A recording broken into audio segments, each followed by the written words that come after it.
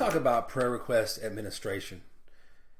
So as an administrator, you have a few things you can do in managing prayer requests. One of which is establishing the settings that dictate what happens to a prayer request once it gets created by a user. And so I go to prayer request, and then I'm an administrator, so I have these options at the top. And one of those options is to edit settings. So I go to edit settings. In here, you have the ability to say whether or not a life event workflow is kicked off when the prayer request is submitted. Now, this is critical because in another video, we talk about life events and what those are all about. But one of the key things with life events is that you have the ability with them to set a group of things that would occur when that life event is triggered. And so with this setting, you can specify that after a prayer request is submitted, that life event workflow would be kicked off. Another thing you can do is determine the methodology by which prayer requests are assigned. What this means is that when a person is in a group or a leader of a group to which prayer requests are being submitted, the system will, in a round robin configuration, assign those prayer requests to the next person in line that has the fewest prayer requests assigned to them.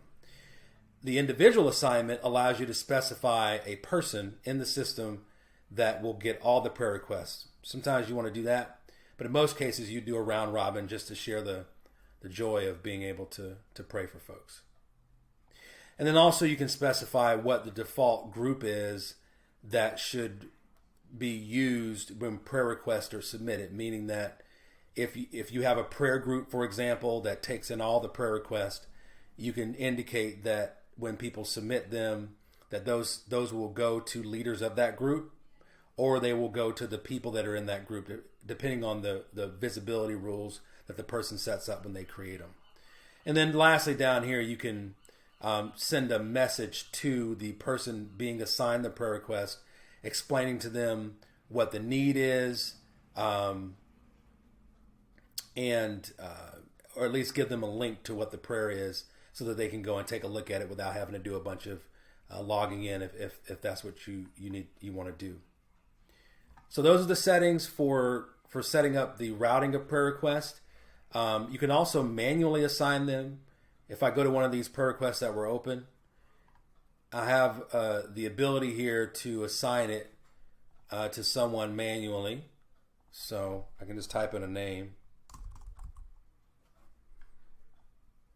And then the good thing about this too is that you can specify a date that a person should follow up with the individual who made the prayer request. It'll show up in their queue, and then they'll know that when they need to call them or check in on them to see if that need has been addressed or if there's been an answer to it.